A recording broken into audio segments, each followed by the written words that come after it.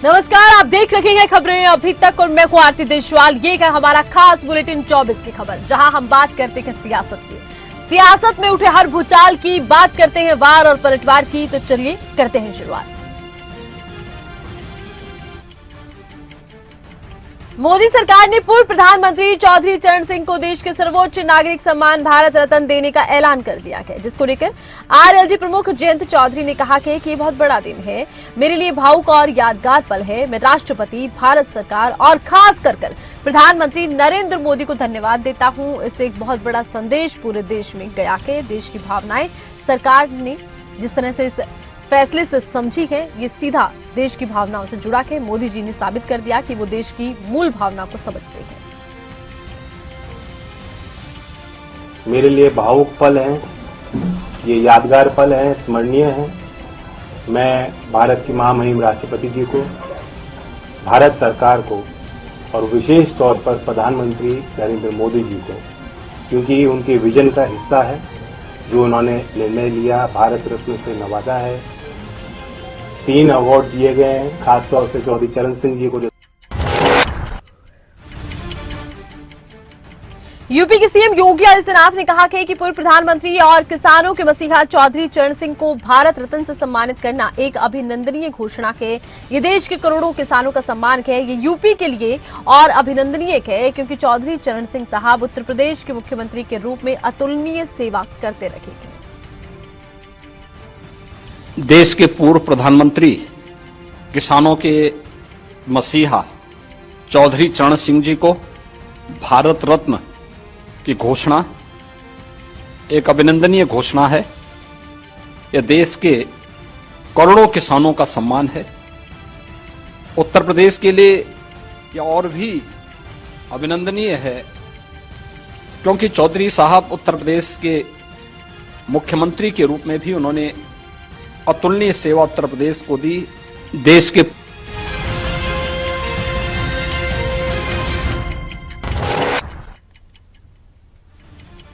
पूर्व प्रधानमंत्री चौधरी चरण सिंह को भारत रत्न देने की घोषणा पर सपा प्रमुख अखिलेश यादव ने बयान दिया। उन्होंने कहा कि चौधरी चरण सिंह के लिए भारत रत्न की मांग समाजवादी पार्टी ने की थी। जितने भी लोगों को भारत रत्न मिला के मैं उनको बधाई देता हूं, शुभकामनाएं देता हूं। तो देखिए, चौधरी चरण सिंह को भारत रत्न दिए जाने को लेकर ये बड़ा बयान अखिलेश यादव का आया है। उनकी तरफ से कहा गया है कि हमने इसको लेकर पैरवी की थी और हमने इसकी मांग की थी। चौधरी चरण सिंह के लिए भारत रत्न की मांग सबसे पहले समाजवादी पार्टी ने की थी। उन्होंने कहा कि जितने भी लोगों को भारत रत्न मिला के मैं उनको शुभकामनाएं देता हूँ।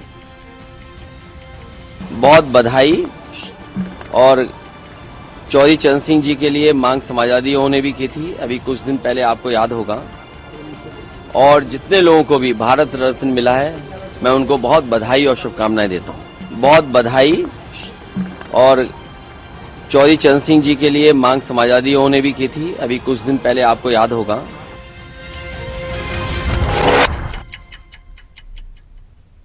उत्तर प्रदेश के उप मुख्यमंत्री ब्रजेश पाठक ने भारत रत्न के ऐलान पर प्रतिक्रिया दी। उन्होंने कहा कि मैं पीएम मोदी को धन्यवाद देना चाहता हूं। चौधरी चरण सिंह जी किसानों के बड़े नेता थे। उन्होंने कहा कि पूरे देश में उनका नाम था। देश और खास कर यूपी का हर किसान इस फैसले से काफी खुश है। आज पूज्य चौधरी चरण सिंह जी को भारत रत्न दिए जाने का समाचार प्राप्त हुआ है। चौधरी चरण सिंह जी भारत के बड़े नेता थे और खासकर किसान उनको अपना परिवार का सदस्य मानते थे। पूरे देश के किसानों में हर्षोल्लास की लहर है। चारों तरफ से बधाइयां, शुभकामनाएं प्राप्त हो रही हैं। मैं ऐसे अवसर पर माननीय प्रधानमंत्री नरेंद्र मोदी जी का हृदय से आभार प्रकट करता हूं और पूरे किसान समाज को, पूरे देश के किसानों को, खासकर उत्तर प्रदेश के किसानों को बहुत बहुत बधाइयां और शुभकामनाएं।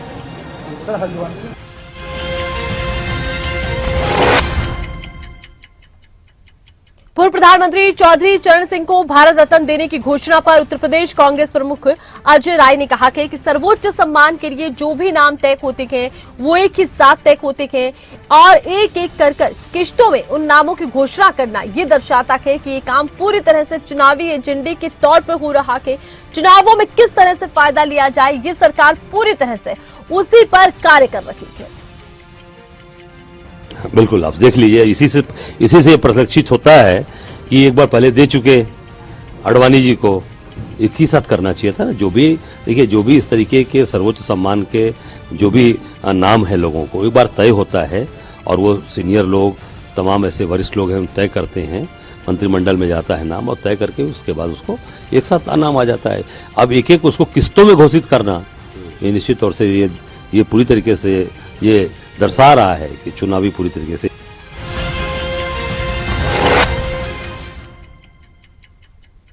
कांग्रेस पर निशाना साधते हुए केशव प्रसाद मौर्य ने कहा कि कांग्रेस ने अपने पूर्व प्रधानमंत्री पीवी नरसिम्हा राव के पार्थिव शरीर को अपने कार्यालय के अंदर भी नहीं लाने दिया था। आर्थिक उदारीकरण की नींव रखने वाले और बहुभाषी व्यक्ति को अब पीएम मोदी ने भारत रत्न से सम्मानित किया है।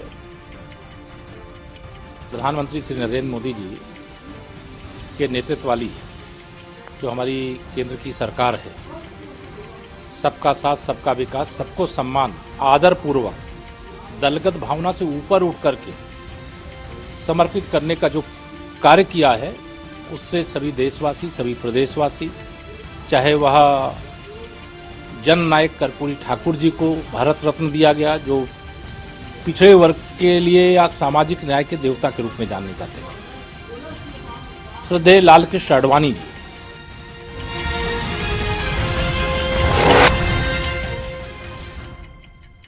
पूर्व प्रधानमंत्री चौधरी चरण सिंह, पीवी नरसिम्हा राव गारू और डॉक्टर एमएस स्वामीनाथन को भारत रत्न से सम्मानित किए जाने पर मध्य प्रदेश के पूर्व मुख्यमंत्री शिवराज सिंह चौहान ने कहा, देश के ऐसे लोग जिनका देश की प्रगति और विकास में योगदान रहा है, उनको ये दुर्लभ सम्मान मिल रहा है। बधाई भी हम देना चाहते हैं और साथ ही साथ उन्होंने कहा कि प्रधानमंत्री नरेंद्र मोदी को आज हम शुभकामनाएं देते हैं, धन्यवाद देते हैं। जिनका देश की प्रगति और विकास में योगदान है, उनको ये दुर्लभ सम्मान मिला है। बधाइयां भी और प्रधानमंत्री जी को धन्यवाद भी। जिनका देश की प्रगति और विकास में योगदान है, उनको ये दुर्लभ सम्मान मिला है। बधाइयां भी और प्रधानमंत्री जी को धन्यवाद भी। जिनका देश की प्रगति और विकास में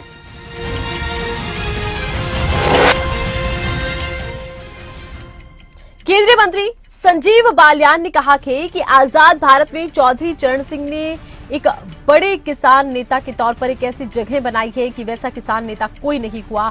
उन्होंने किसानों के लिए जो कार्य किए हैं वो कोई कर नहीं सकता था और इसका बहुत इंतजार था। मैं इसके लिए पीएम मोदी को धन्यवाद देना चाहता हूं। किसानों की मांगे पूरी हुई है। देखिए, आजाद भारत में चौधरी चरण सिंह से बड़े किसान नेता नहीं हुए। किसानों के लिए जो काम उन्होंने किया शायद कोई दूसरा नहीं कर पाया और बहुत दिनों से इस बात की प्रतीक्षा देश भर के किसानों को थी और बड़ी खुशी की बात है। प्रधानमंत्री जी का बहुत बहुत धन्यवाद, हार्दिक अभिनंदन कि उन्होंने किसानों की सबसे बड़ी मांग जो थी, जो चौधरी चरण सिंह को भारत रत्न देने की हमेशा सभी पार्टियों की मांग थी, सभी सांसदों की मांग थी। शायद ये मांग मुझे नहीं लगता किसी और व्यक्ति के लिए इतनी कभी मांग उठी हो। तो प्रधानमंत्री का बहुत बहुत धन्यवाद, आभार।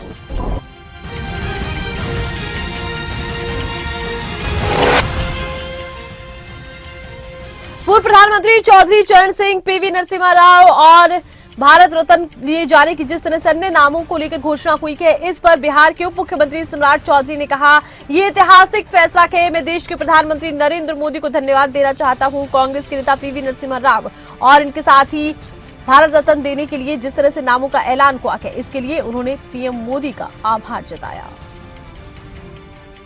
देखिए, ऐतिहासिक फैसला है और मैं देश के यशस्वी प्रधानमंत्री जी को विशेष तौर पर धन्यवाद देना चाहता हूं कि कांग्रेस के नेता पीवी नरसिम्हा राव जी को भी भारत रत्न भारतीय जनता पार्टी के नेता नरेंद्र मोदी जी ने दिया। चौधरी चरण सिंह जी जो देश के पूर्व प्रधानमंत्री हैं, इतने लंबे समय तक इंतजार किया लोगों ने। पूरा दिल्ली में जनता पार्टी की सरकार बनाने वाले और इस देश में लोकतंत्र को। कांग्रेस नेता राजीव शुक्ला ने कहा कि ये अच्छा है कि देश में सबसे बड़ा आर्थिक सुधार लाने वाले पीवी नरसिम्हा राव को भारत रत्न दिया जाना है। लेकिन दुख की बात यह है कि मनमोहन सिंह भी उस टीम में थे जिनके खिलाफ कार्यकाल के दौरान भाजपा श्वेत पत्र लाई। देखिए, भारत रत्न तो राष्ट्रपति देता है तो बहुत अच्छी बात है कि ये जो है भारत रत्न दिया गया। पीवी नरसिम्हा राव जी जिन्होंने आर्थिक सुधार सबसे जबरदस्त किए थे, और मुझे दुख है कि उनके साथ मनमोहन सिंह जी वित्त मंत्री थे। इन दोनों ने आर्थिक सुधार लाए जो बाद में 2004 से 14 तक लागू हुए, उसके खिलाफ श्वेत पत्र आ रहा। तो एक तरफ तो आप उस टीम को भारत रत्न दे रहे हैं और दूसरी तरफ उसी टीम की जो है आलोचना कर रहे हैं संसद में।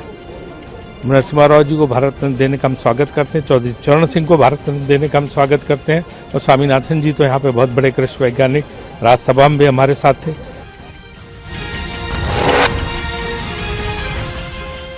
एनडीए में शामिल होने की बात पर आरएलडी प्रमुख जयंत चौधरी ने कहा कि कोई कसर रहती है, आज मैं किस मुंह से इनकार करूं।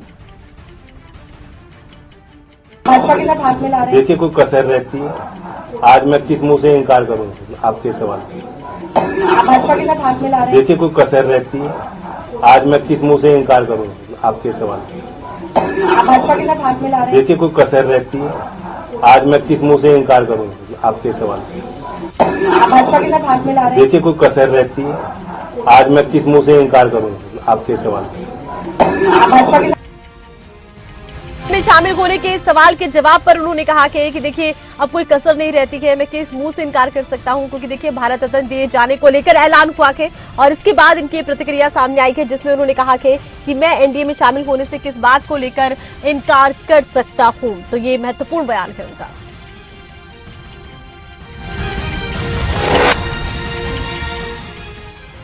सपा महासचिव शिवपाल यादव ने जयंत चौधरी को लेकर बयान दिया है। उन्होंने कहा कि हम जयंत चौधरी और उनके पिताजी को बहुत अच्छी तरह से जानते हैं, मैंने उनके साथ कार्य किया है, हमें उम्मीद है कि जयंत किसानों की लड़ाई को कमजोर नहीं होने देंगे और वो कहीं नहीं जाएंगे। देखिए हम जयंत को भी अच्छी तरह से जानते हैं, उनके पिताजी को भी अच्छी तरह जानते हैं, उनके साथ मैंने काम भी किया है। उनके पिताजी ने कभी किसानों की लड़ाई को कमजोर नहीं होने दिया है। हमें उम्मीद है कि जयंत भी किसानों की लड़ाई को कमजोर नहीं होने देंगे और किसानों की लड़ाई को लड़ते हुए कहीं नहीं जाएंगे, ये हमें विश्वास है। देखिए हम जयंत को भी अच्छी तरह से जानते हैं, उनके पिताजी को भी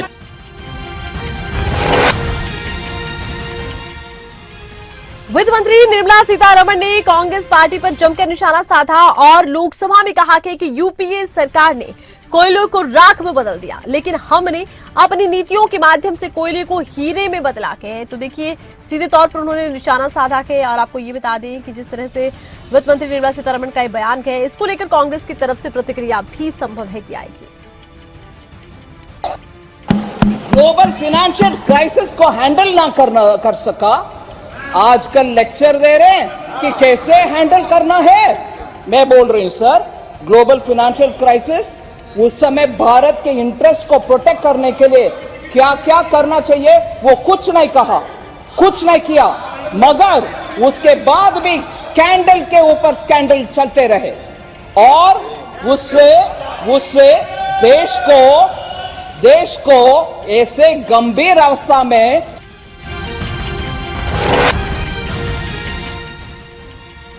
केंद्रीय वित्त मंत्री निर्मला सीतारमण की तरफ से लोकसभा में भारतीय अर्थव्यवस्था पर श्वेत पत्र पेश करने पर कांग्रेस नेता जयराम रमेश ने कहा, श्वेत पत्र में नोटबंदी, बेरोजगारी, महंगाई का जिक्र नहीं किया, बढ़ती आर्थिक विषमताओं पर उन्होंने कुछ नहीं कहा। ये किस लिए निकाला गया है? जिन मुद्दों पर श्वेत पत्र निकालना चाहिए, चीन सीमा के हालात और तनाव पर हम श्वेत पत्र मांग रहे हैं, उस पर चुप्पी है। मणिपुर के हालात पर चुप्पी है। हमने नोटबंदी पर श्वेत पत्र मांगा था, उस पर चुप्पी थी। 45 साल सबसे अधिक बेरोजगारी दर पर श्वेत पत्र नहीं है। ये व्हाइट पेपर में नोटबंदी का जिक्र नहीं है, बेरोजगारी का जिक्र नहीं है, महंगाई का जिक्र नहीं है, बढ़ती हुई आर्थिक विषमताओं पर उन्होंने कुछ कहा नहीं है। तो ये व्हाइट पेपर किस लिए निकाला गया है? जिन मुद्दों पर व्हाइट पेपर निकालना चाहिए, बॉर्डर सिचुएशन विद चाइना, हमारी सीमाओं पर जो तनाव है, उस पर हम व्हाइट पेपर मांग रहे हैं, उस पर चुप्पी। मणिपुर में पिछले 9 महीने से क्या हुआ है, उस पर। केंद्रीय मंत्री जी किशन रेड्डी ने कहा कि यूपीए काल के दौरान देश में वित्तीय अनुशासनहीनता थी, लेकिन कोई वित्तीय योजना नहीं थी। कांग्रेस ने लोगों के लगभग 12 लाख करोड़ रुपए लूटे हैं। 2014 के बाद से देश में अनुशासन है और अब हम दुनिया की 5वीं सबसे बड़ी अर्थव्यवस्था है।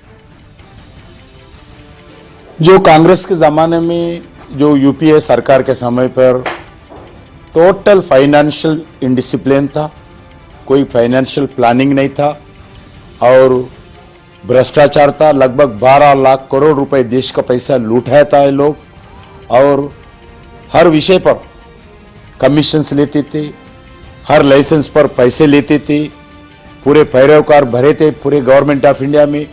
दिल्ली में जो भी होटल में देखो यूपीए समय में पूरे पैरोकार रहते थे, कमिश्नर्स रहते थे, भ्रष्टाचार होता था, पूरे फिक्स्ड रेट्स।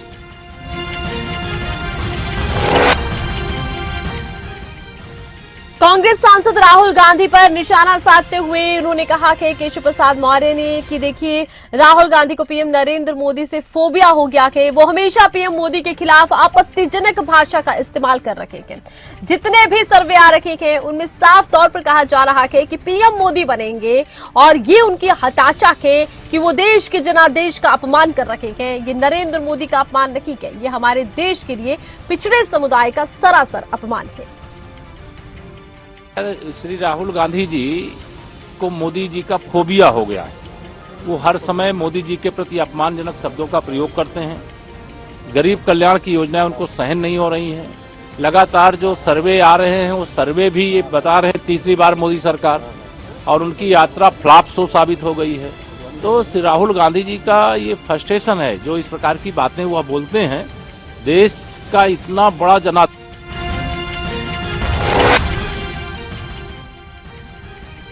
राष्ट्रीय महिला कांग्रेस अध्यक्ष और कांग्रेस वर्किंग कमेटी की मेंबर अलका लांबा ने प्रेस कॉन्फ्रेंस की। अलका लांबा की तरफ से देखिए कहा गया है कि 33% महिला आरक्षण पास हुआ तो लगा कि लोकसभा और विधानसभा का चुनाव 33% आरक्षण के तहत होगा, लेकिन ये जुमला साबित हुआ है। उन्होंने दावा किया कि देश में 2024 में इंडिया गठबंधन की सरकार बनेगी। हरियाणा पहला राज्य होगा जहां कांग्रेस 33% महिला आरक्षण के तहत चुनाव लड़ेगी। इनकी भागीदारी न्याय की बात भी राहुल जी ने की है, उसको लेकर लड़ेंगे। 33% महिला आरक्षण कानून पास हुआ, लगा कि देश का 24 का लोकसभा और विधानसभा 33% आरक्षण के तहत होगा, लेकिन जुमला धोखा हुआ।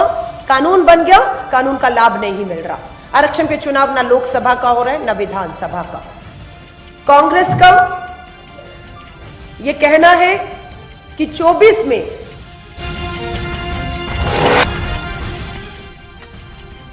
राजस्थान कांग्रेस के अध्यक्ष गोविंद सिंह डोटासरा ने बीजेपी पर बड़ा हमला बोला और कहा कि योगी और मोदी भाजपा और आरएसएस का एक ही एजेंडा के हिंदू मुस्लिम का खेल खेलकर एक बार फिर सत्ता में आ जाए।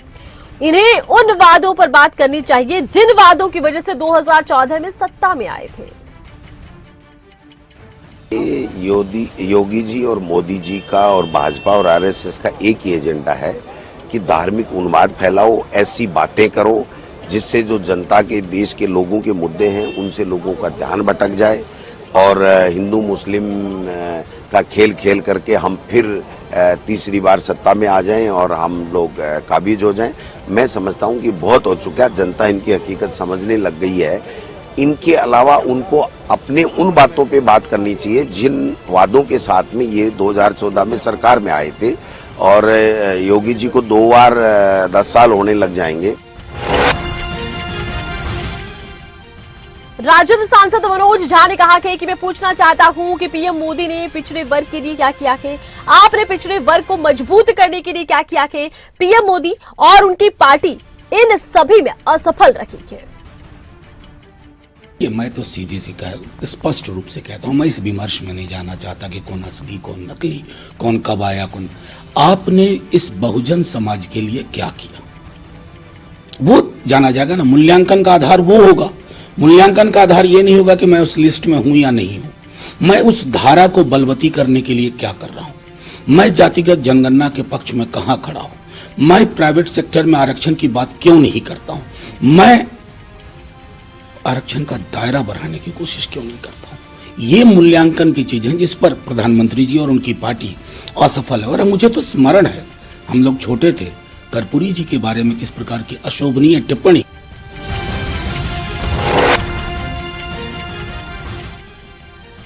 पूर्व सीएम भूपेंद्र सिंह हुड्डा ने बीजेपी सरकार पर हमला बोलते हुए कहा कि आज बीजेपी से हर कोई परेशान है, क्योंकि बीजेपी सरकार में महंगाई बढ़ी, बेरोजगारी बढ़ गई। हमारी सरकार में हरियाणा निवेश और आर्थिक तौर पर देश में नंबर 1 था, लेकिन आज हालात बदल गए हैं। 2014 में ये प्रदेश प्रति व्यक्ति आय में, प्रति व्यक्ति निवेश में, नौकरी देने में, कानून व्यवस्था में, खेल और खिलाड़ियों में पूरे देश में नंबर 1 का प्रदेश था। जिस दिन हमने सरकार छोड़ी, आज किस चीज में नंबर 1 हमारा प्रदेश? बेरोजगारी में, अपराध में। आप देख रहे हैं देश के ऊपरले 2-3 प्रदेशों में पहुंच गया अपराध में, हर किस्म के अवतार बढ़ रहे, महंगाई में।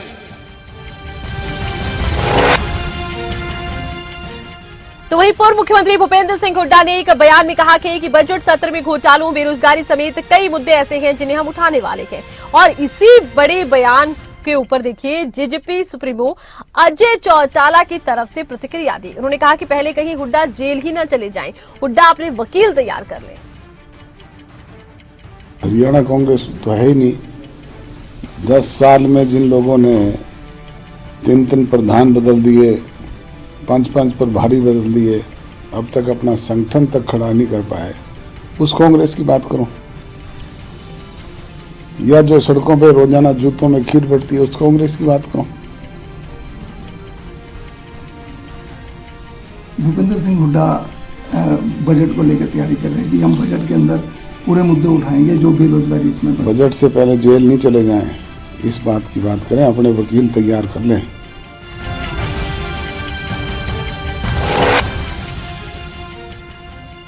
कांग्रेस सांसद दीपेंद्र हुड्डा ने बीजेपी पर हमला बोलते हुए कहा कि बीजेपी साजिश रचने में बहुत आगे है, इसीलिए बीजेपी से हर किसी को सतर्क रहने की जरूरत है। इस बार इस लड़ाई में साजिश षड्यंत्र रचने में लोग माहिर हैं। साजिश और षड्यंत्र रचने में इनसे आगे कोई नहीं है। आपने देखा रोहतक लोकसभा चुनाव में किस तरीके से पिछली बार मेरे से साजिश और षड्यंत्र रचने का काम इन्होंने किया, और इस बार भी जब मैं देश की संसद में जाता हूं तो सारे भाजपा के सांसद एक स्वर में कहते हैं तेरा इस बार पक्का इलाज करेंगे। विपक्ष में आप बोलते हो आप हम सारे मिलकर करेंगे, और मैं कहता हूं मेरे को तो कोई बीमारी नहीं है, मेरे को इलाज की जरूरत नहीं है। मैं आ जाओ, साजिश षड्यंत्र करेंगे, लोकसभा चुनाव में भी करेंगे, विधानसभा चुनाव में भी साजिश षड्यंत्र करेंगे। चौकसी रखनी पड़ेगी। मैं पूछना चाहता हूं वो चौकसी आप रखोगे कि नहीं रखोगे? कांग्रेस नेता कुलदीप शर्मा ने कहा कि भूपेंद्र हुड्डा आज तक ना तो झुके थे ना बिके थे। तीसरी बार भूपेंद्र हुड्डा को फिर से सीएम बना दो, हरियाणा में विकास की गंगा बहेगी। लेकिन भूपेंद्र सिंह हुड्डा ने कहा ना बिकूंगा, ना रुकूंगा, ना लुकूंगा। आपके आत्म सम्मान की रक्षा की। मैंने पूछा था पंडित जी क्या बात है, भूपेंद्र सिंह हुड्डा भजनलाल जी से राज कैसे छीन ले गए? पंडित जी ने पतरा देखकर कहा इसकी दादी दादरी की थी, दादरी का खून इसके नसों में है, ये राज छीन कर रहेगा।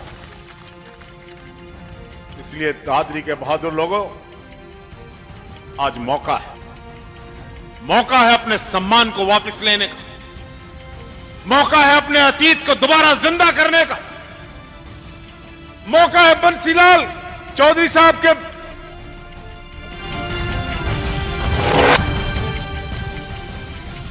हिमाचल के उप मुख्यमंत्री मुकेश अग्निहोत्री ने अपनी बेटी की लोकसभा चुनाव में उतरने की चर्चाओं पर विराम लगा दिया। उन्होंने कहा कि वो शिक्षा ग्रहण कर रखी है, कोई राजनीतिज्ञ नहीं है, उसका राजनीति में आने का फिलहाल किसी तरह का कोई इरादा नहीं है।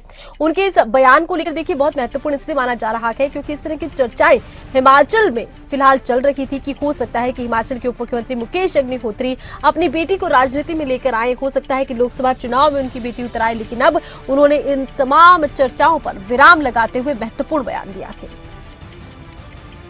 ऐसा है कि प्रतिभा सिंह जी ने क्या कहा मैंने सुना नहीं। उन्होंने कहाँ पे कहा। और जहाँ तक आस्था अग्निहोत्री का सवाल है, वो विदेश में शिक्षा हासिल कर रही हैं, तो